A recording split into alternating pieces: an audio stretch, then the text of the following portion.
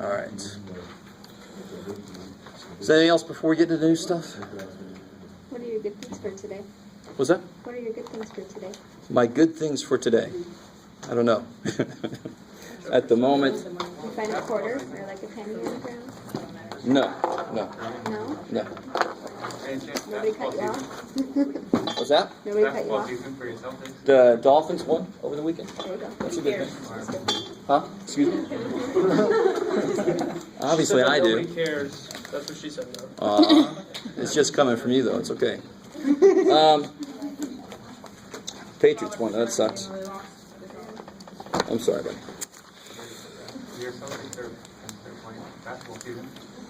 I don't know if that's good or bad. It just feels like normal again. You know, before they won that last time, it was basically, if we won a few games, it was great. Okay. So, building on stuff we already know. What chapter 7 and then chapter 8? One thing that's going to come out of these is to give us a way to test a claim that somebody makes. So let's do something based off of stuff we already know. So, for example, somebody help me out. How do you find the min and max?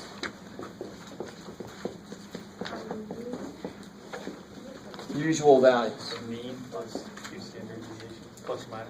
Good. And of course, if I have a normal distribution,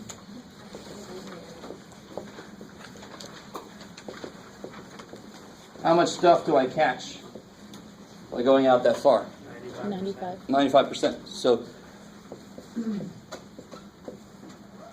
what we're doing today is one thing that is a little disingenuous, that we haven't done just because we wanted to be evil, but we just wanted to get a feel for the basics. We need to start stepping to reality. Normally with statistics, do we know the mean? Yes. No, we don't have a clue about the mean normally in statistics, right? Because what do we do in statistics normally? We have something we feel or that we want to investigate, so then we take a sample and then we ask them a question related to what we're curious about, or we analyze it, we measure it if it's something they can't talk to us. You guys with me so far? I mean, this is what we've been talking about all this time. So one thing that's not quite true about things we've been doing is we normally don't know this. So I want to do something similar to this, but based off of x bar instead of mu. But the minute I've got x bar, how do I get x bar? What do you have to do to get x bar? What is x bar? Is that a new place down in Hillcrest? Sample mean. It could be. There's a lot of places that turn over frequently. That's really funny. Let you guys use your own imagination. How do we get x bar? Where does x bar come? What's x bar mean? What is it? Sample mean. Yeah, pretty gave away in the question. It's a sample mean, right? And how do you get that? You take a sample. But the minute you get x bar, then that means you took a sample, and you talking about sample means. What else must happen? You must take another sample. No, you must not. You must. So when I take a sample and I'm talking about the sample means, what must change? Standard deviation. All right. So we're starting to step towards the truth. We're not going to go fully there. We're going to start with I still know sigma. So it kind of makes sense. We normally don't know this. We normally know x bar. But we're going to start with, okay, but let's say that we still know sigma, just so we can at least start talking about this stuff. And trust me, when we admit finally that we normally don't know sigma, and of course, again, remind me, what's that? What is this? Standard deviation. Of population. I love it. So that's why we normally don't know this, because I normally am working with something that I don't know anything about. But there are several situations where we do know this. So as I was talking about men's heights, I know the standard deviation of the population. I know it. All right, so then I could just assume that this is true and then work all the work out, because it is true. But if I'm dealing with something that's brand new to me, like I develop a new formula for growing grass, and I'm throwing it on the lawn, I'm taking measurements. I don't know what the standard deviation normally is. For the stuff that's brand new, this weird concoction I made. Right? And the grass grows, thankfully, instead of dies. So then I would have to use S. But this is going to come a little bit later. Because the minute we admit that, it's going to require us to do some interesting stuff. So we don't want to go there yet. I want to build off of stuff we know. I want to build off of this. And actually something even a little better than that. But if we do this, then how much data? We catch 95% of the data is in there, right? Mm-hmm. So, we go next step from here. We come back to a formula that's kind of based off of what we just did. What's the formula for if I know the z-score and I want to know the x-score? What's that little formula that we came up with? It's a reverse formula. U plus C sigma. Good. So this idea is just letting z be 2 and negative 2, right? In this equation. So this is kind of like the equation behind the scenes for this. Let me let that sink in. Okay, good. Yes, ma'am. By that you mean they're basically the same thing, just rearranged, right? This comes from this. Because if I said to you, I want to catch 95% of the data, so that if there's only a 5% chance that it's something out here, which is why we call it the usual range. So if I want to catch 95% of the data, I want to go up 2 and down. So I want to make z positive 2, and then I want to make z negative 2. So this comes from this. Okay. I think this was introduced to us before this was. I can't remember now off the top of my head. But actually, this comes from this. This is the more general idea. So, what did we just say? Do we normally know this? No. No. So what am I going to have to use in place of that? X. X bar. Okay. And my questions are normally going to be something like, I want to catch 95%, I want to catch 90%, I want to catch whatever percent. So what we're trying to do, and here's the whole idea, and then I'll finish out this equation. We'll get a sample mean. The real mean, how should the real mean be related to that sample mean?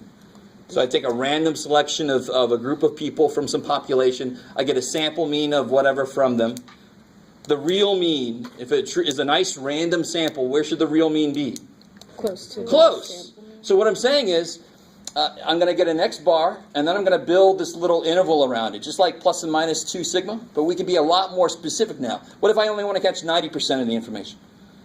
So if I catch 90%, so if I put my little x bar in the middle, and I go up and down, and I catch 90% of the data, how confident am I that the real mean is in here? We're 90% confident. We're 90% confidence in there because I got 90% of the stuff. I don't fish, but for some reason, the thing that came to me first when I first learned this, and I've taught with it ever since, is like you throw out a fishing net, and if you want to be 90% confident, you catch a certain kind of fish, you throw out a big enough net. If you want to be 98% confident, you throw out a bigger freaking net, right? So that's going to involve changing the z-score. If I want to be more confident, the z-score's got to get bigger, so I catch more stuff. Okay, maybe. So is this leading into confidence intervals? Totally. Okay. So, since I want to catch so much within, I want my mean to be in the middle, or should be, but it's a sample mean, so I'm not 100% sure. But then I want to go up and down so much away from it, and then I got this much of a chance to catch the real mean. The real mean is sitting there somewhere. So there's a decent chance the real mean is in there. If I catch 90% of the stuff, the chances that I'm wrong is only 10%. Right? And that's normally for me, that's pretty good for being wrong. Yes? So in order to catch the mean, we're changing the z? In order to be more or less confident that I catch the mean. The z? We change the z-score, exactly. Okay. So we'll get there. We're not quite there yet. Okay. All right, let's continue with this formula here. So we normally don't know the mean, so we have to use x bar. I want to go up and down a certain number of z-scores. Is that idea pretty well understood now, after a few examples? So I'm going to go up and down so I can catch some percentage of the data. And what did we say we have to do with this? Because we got this, so we must have taken a... Good, so this came from a sample of size n. Sample size n. So then what must we do with this standard deviation? Beautiful. That is the formula for a confidence interval for the mean. confidence interval forever after this known as CI. Because that just takes way too long to write. Confidence interval for the population mean. Now there is a slight problem with this that chapter 8 corrects for. And that's the fact that I'm building an interval around a number that I'm not sure about, the sample mean. So you could use confidence intervals to test a claim, but they're nowhere near as good as what we're going to learn in chapter 8 because of that fact. They're using this to build an interval. And this is something I'm not sure about. I got it from a sample, not the population. Right? So chapter 8 just does it from a different perspective. So I'll bring that back up when we get to chapter 8. So let's try a real problem out so we can see what the hell this means. A nice concrete problem. Let's see. Given sigma 2.8 inches for men's heights. Okay. We take a sample of, what you got, Jeff? I don't know, 52 men.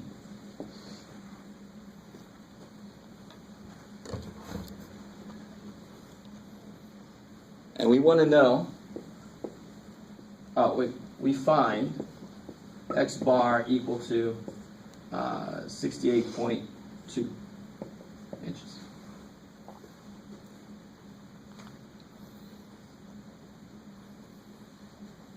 Okay, cool.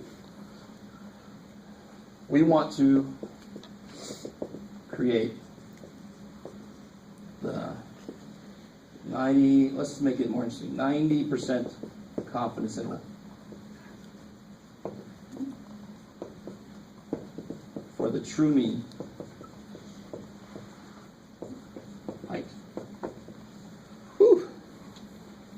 Just to warn you guys, there is going to be a decent amount of writing, not a crazy amount, but your answer has always got to be in the form of a little statement. So we'll go over what that statement needs to capture.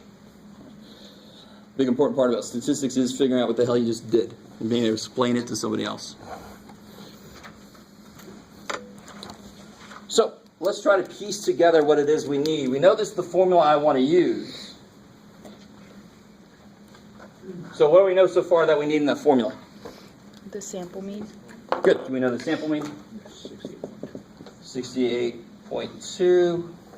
We know sigma, 2.8. We know n, 52.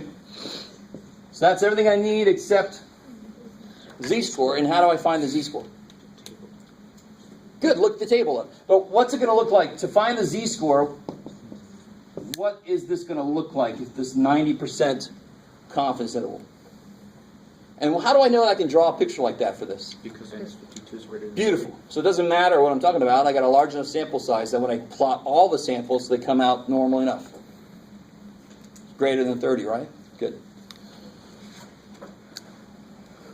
Yes, ma'am. I thought over there where it says you want to create the names and confidence interval, does that say true mean height or true men's height? True mean height.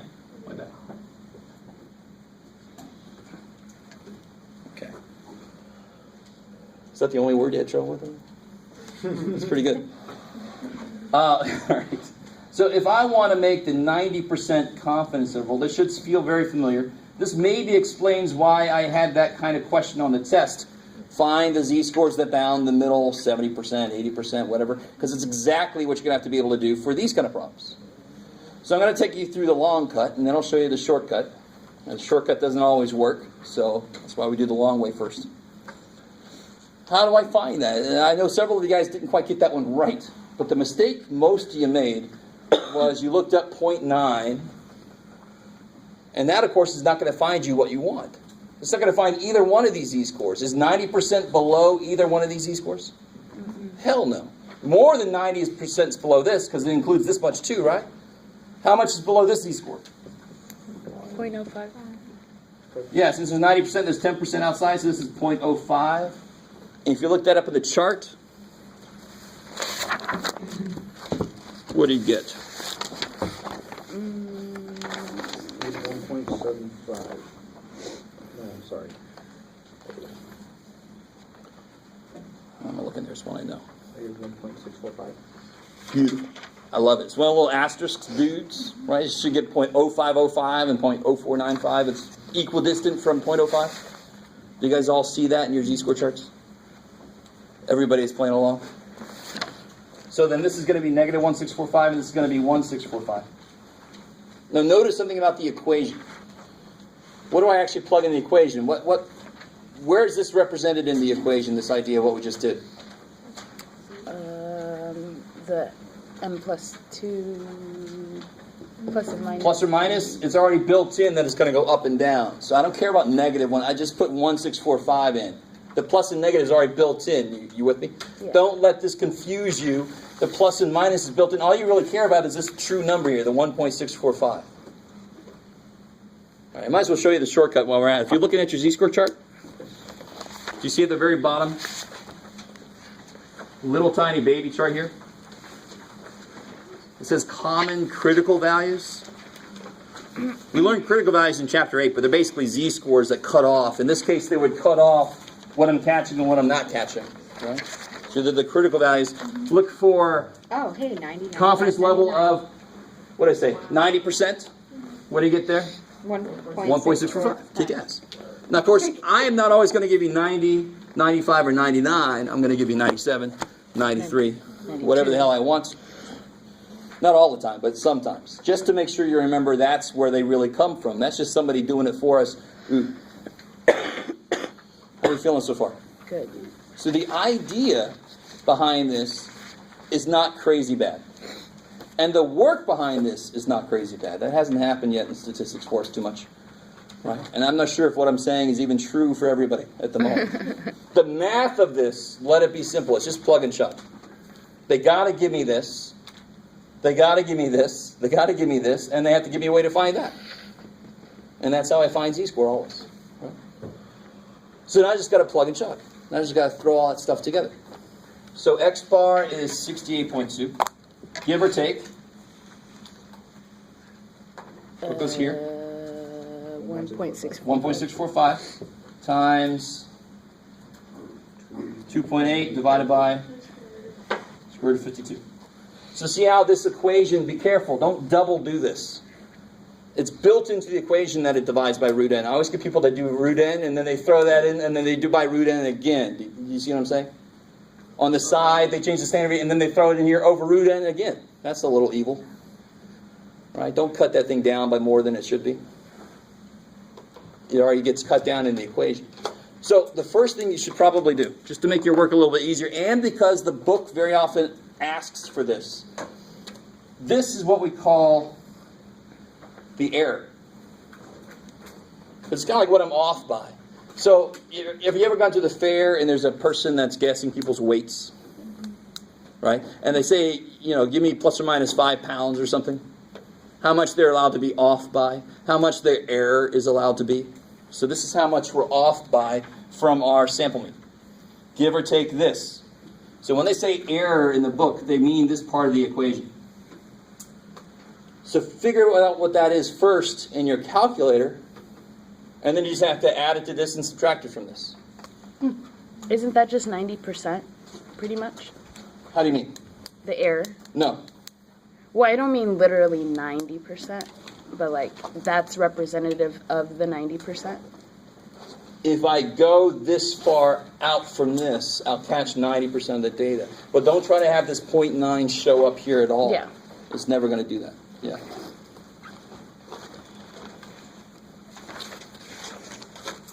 So somebody help me out. Is anybody working on that error? How many decimal places? You can go out the same number of places that is. So out one place in this case. Yeah. The error is 0.6. Is that what everybody's getting? 0.6? 0.64. Cool. Stop right there. How do you put in a plus or minus into the calculator? You just put plus? You have to do this plus that and this minus that. So one little thing you could do is you can actually store it in memory. Right, see the little STO button down towards the on button? You could store it in X. I mean, this is, let me go ahead and show you, but it's not going to be that amazing.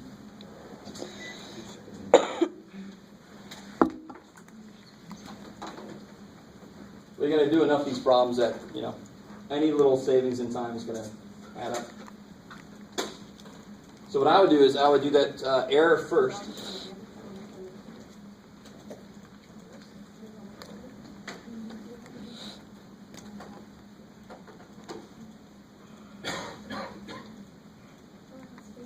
All right, so there's the error. Cool. So that's a point. Oh, that's good. You guys are awesome. There's the error. Well, there's your problem, Jeff. You guys are all just sitting there. We'll take your word for it, Jeff. All right, so that's what you guys got. All right. So here's what you do, and this is even better than rounding the damn thing. You don't want to round to the end if you can help it. So if I store it, see the little button there? Stow it away. Store it in X. Now, see all these little green dudes? I think on yours is green too, right? Yeah. All of those are memory locations. You can use all of them, but if I only have one number I want to save, I always use X because it's the easiest button to get to. Wait, where's the storage? Right above your on. Mm-hmm. Right above on. Oh. Yep. So store it in X, for example, but you can store it in A or B. If you want to get A, you hit alpha A. There's A. If you want to store it in something different. So then I can do 68.2 minus X, 68.2 plus X. Woohoo! And then I can round those. It's a little bit better. So what do I get here? 67 point. Actually, let's go one more place than this. 67.56. Only I know you guys can read. I just do that just to make sure everybody's paying attention. 67.56 up to what? 68.4. I like it. So here's where so that's the visualization of this. If I go out that far, what can I say? I am how confident? 90%. Yeah. So we are, here's a little statement we can make. That's neat. We are 90% confident. No, careful. The semantics here are important, believe it or not. The true mean, can the true mean move around? No. If I made all of you make your own confidence interval, I actually make you guys go and get your own data, make your own confidence interval. You'll all have a slightly different confidence interval. So the true mean is sitting somewhere, and somebody comes in with this confidence interval, and somebody else comes in with this confidence interval, and some poor fool is going to miss it, right? You guys see what I'm saying? If you each make your own, the true mean doesn't give a shit. It's just sitting there going, you got me, but you didn't, Right? So we are 90% confident that the confidence interval we just made captures the true mean. So don't say we're 90% confident that the true mean falls in here. Semantically, that's not right. The true mean doesn't fall. It's just sitting there. Our interval has a chance to catch it. I don't know if you guys... Semantics here are slightly important. It's a very fine point to make, and this is brand new to us. So that's as much as I'm going to say right now about it. But this is how you have to put your sentence together. We're 90% confident that the interval, 67.56 inches to 68.84 inches. Let's see, how do I want to say? Contains the true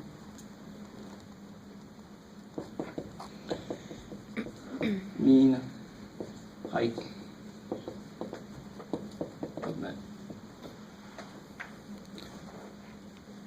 So it's a very strange book. True mean height of men. So that little statement has basically got to be attached to any confidence interval that you create. So if every single one of you made your own confidence interval, you went out and you measured the heights of all these different dudes and you made your own confidence intervals, what percentage of those confidence intervals do you think would not catch the real mean? 10% of them, exactly. And one thing I like to do that we probably will do is I'll have a little handout, or it might be a part of a test, where everybody has got to select. They got this huge collection of grades from statistics over the last 5 years. and you guys pick 20 of them and make or 30 of them just to make it all official. 31. Everybody makes a confidence interval, and then I show you what percentage of those confidence intervals did not catch the real mean. I don't tell you what the real mean is until later. And it should be close. It almost always is pretty close to the percentage, like in this case, 10%. Especially when I have a decently sized class. The smaller the class, the harder it is to get it to follow the rule, obviously. Okay, maybe. Let's do another one. We'll do one more together, and then I got a little handout that I want you guys to work on.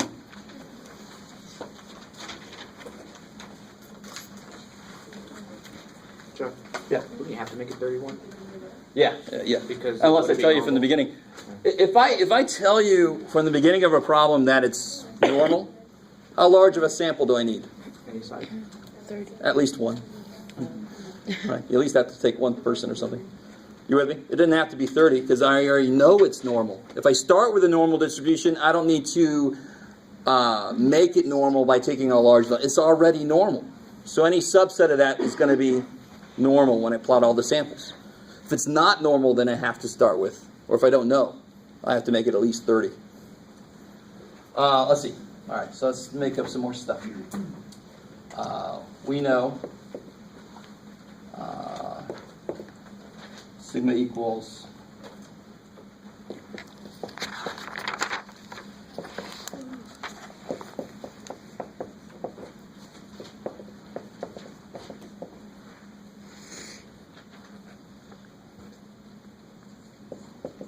we take sample. Let's make it 108.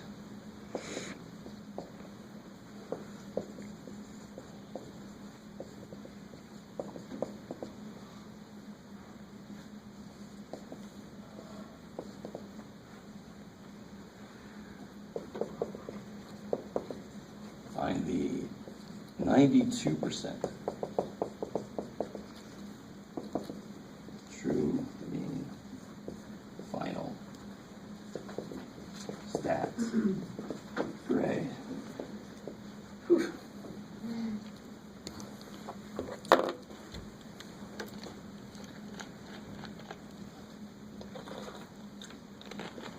So pretty much what you always do, what you always should do in a course where it's a very heavy conceptual course, but it breaks down to knowing which formula to use and then knowing what to plug in. So you want to summarize for yourself what the values are for all the various variables. I like the various variables. So what do we got here? We know that x bar 81.07. We know that n 108. We know that sigma We don't know. Oh. 12.45. And the last thing we need to know, we have to figure out. So take a minute and see if you can figure out what the z-score is for this problem. Don't say it out loud yet.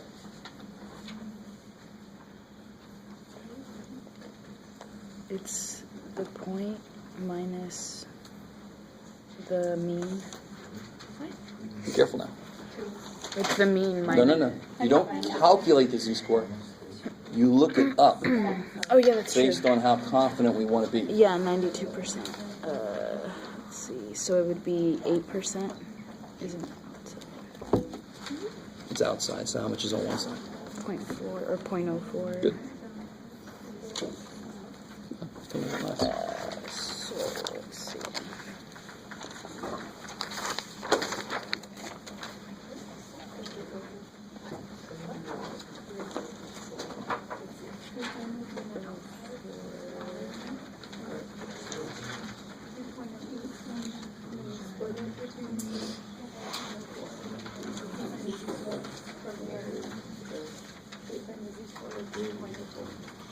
Score that is 1.75. By the way, if you ever lose that z-score chart and you want to print out another one, just Google Triolo statistics. Go to the companion website. Go to the book, formula card. Shipping. So this one kind of sucks. I did the older edition. For some reason, this is really, they made it harder to read. So let's do that. Let's go to the older edition.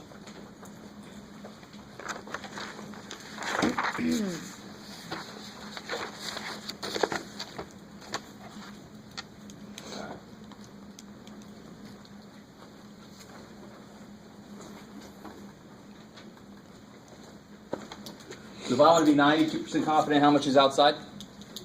8%. How much is on one side? 4%. 4%. So if I look at 0.04, the closest I can get is 1.75.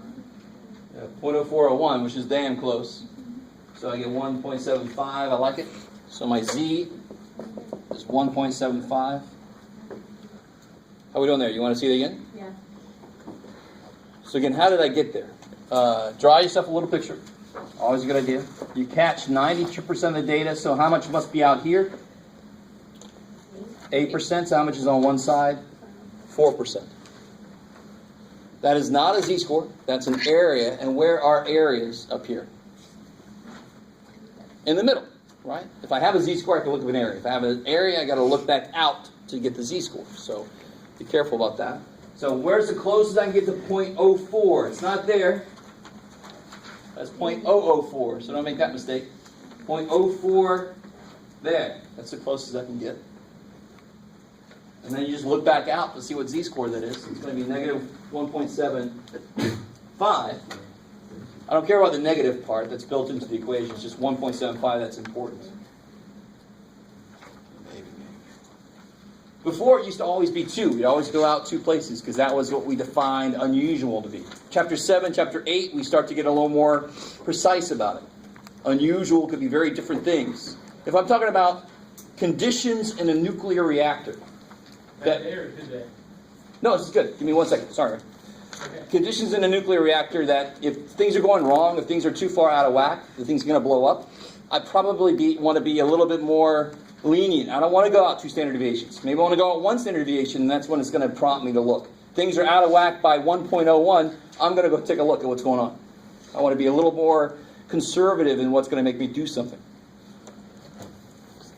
Ray, you got a second? Like we finish this problem? Cool. Why is the z-score not negative again? The formula captures the idea of It being a negative? up and down. Yeah. It's actually not a single thing. It's 2. Negative 175 and 175. Formulas already got the plus or minus part. I just want the number part. Right? So plugging all this stuff in. What goes here? 81.07. Give or take 1.75. 1.75 of these new standard deviations. 12.45. Divided by Square root of 108. 108. I love it. So figure out the error first. 2.1. Let's see. What do we got? 1.75 times 12.45 divided by square root 108. 2.09. Yeah, it looks like 2.1 basically. But then we can do that little trick where we don't have to worry about rounding too much. Store that in X. So then I got, what do I do with that? What do I want to do with that error? Do you want to add Yeah, it? you want to add it to this and subtract it from that. So you can do 81.07 minus X, 81.07 plus X. And then there's my interval. So I'll tell you what, I'm going to let Ray take over. He's going to have you guys do evaluations. It's when you're done with evaluations, try to finish writing out what the statement would be.